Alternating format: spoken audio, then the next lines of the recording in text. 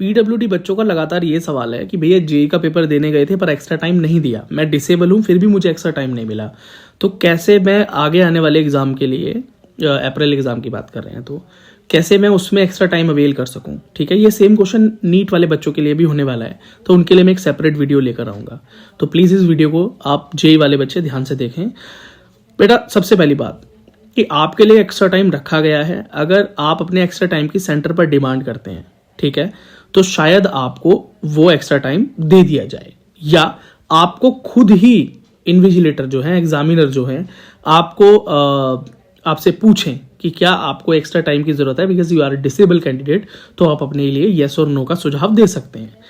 तीसरी चीज कि आपने एक्स्ट्रा टाइम की डिमांड की पर एक्स्ट्रा टाइम आपको नहीं मिला, तो आप इस केस में उनसे लड़ नहीं सकते हैं, झगड़ नहीं सकते हैं, ये टोटली उनके ऊपर डिपेंड करता है। तो इस केस में हम क्या करें? इस केस में आप एक काम कर सकते हैं कि आप अपने नजदीकी जिला अस्पताल या डिस्ट्रिक्ट लेवल हॉस्पिटल जाएं और वहां जो भी आपकी समस्या, मैं मानकर चलता हूं आपकी लोकोमोटर डिसेबिलिटी है हड्डियों की वजह से, ठीक है, तो वहां पर आप हड्डियों के डॉक्टर से मिलेंगे ओपीडी में और उन्हें अपनी समस्या बताएंगे कि सर मैं अपनी इस विकलांगता की वजह से एग्जाम पेपर में असमर्थ हूं पेपर को करने में, मतलब मुझे नॉर्मल बंदों से ज्यादा समय लगता है, ठीक है, तो वो डॉक्टर जो है आपको लिखकर दे देंगी कि इस बच्चे को एक्स्ट्रा आर दिया जाए बिकॉज ये बच्चा डिसेबल है और इसकी डिसेबिलिटी जो है उसको पेपर को अटेम्प्ट करने में अधिक समय की डिमांड करती है नॉर्मल कैंडिडेट से। ठीक, अब ये हर किसी के लिए तो फिजिशियन नहीं लिखेगा। सच तो यही है, मान लीजिए आपके पैरों में परेशानी है, तो आपके पैरों की परेशानी आपके दिमाग, आपके आंख, आपके कान, आपके हाथ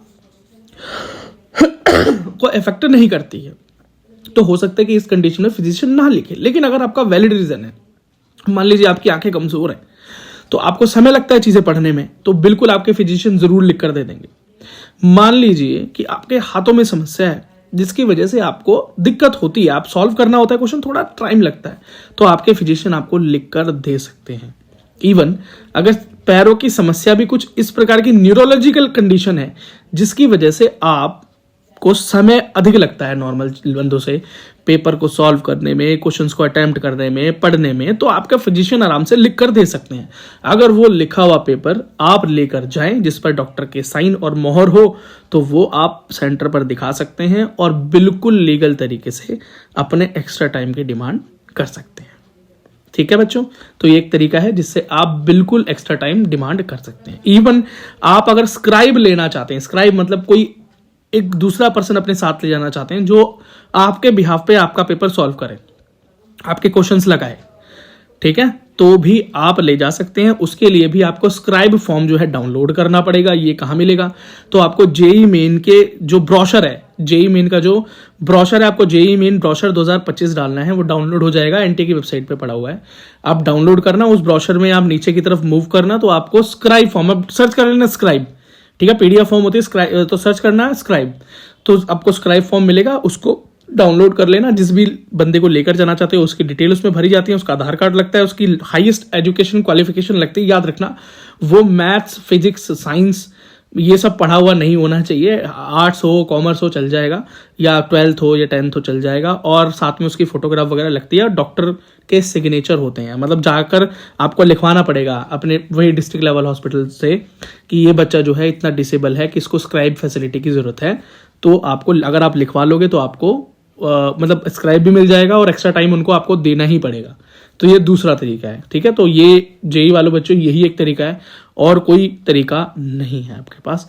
ठीक है बच्चों, यही बेस्ट टू बेस्ट इन्फॉर्मेशन थी जो मैं आपको दे सकता था, बिकॉज मैंने कुछ बच्चों के कमेंट्स पढ़े और कुछ बच्चों के मेल्स देखे, तो मुझे लगा कि शायद मैं हेल्प आउट कर सकता हूं, और उनको लगा कि भैया हेल्प आउट कर सकते हैं, तो मैं आपको ये बात बता रहा हूं। धन्यवाद, मिलते हैं आपसे अगली वीडियो में। जरूर चैनल को सब्सक्राइब कर दो, इससे चैनल को मदद मिलती है और ये लेटेस्ट इन्फॉर्मेशन और इंपॉर्टेंट इन्फॉर्मेशन भी आप तक पहुंच जाती है। पीडब्ल्यूडी वाले बच्चों के लिए तो वन स्टॉप है भाई, ठीक है, तो बिल्कुल एसवीपी इंस्टीट्यूट अगर आपको सपोर्ट कर रहा है तो आपको भी एसवीपी इंस्टीट्यूट को सपोर्ट करना है। तो सब्सक्राइब मारो, लाइक मारो, शेयर मारो, कमेंट सेक्शन खुला पड़ा है, भर दो। धन्यवाद।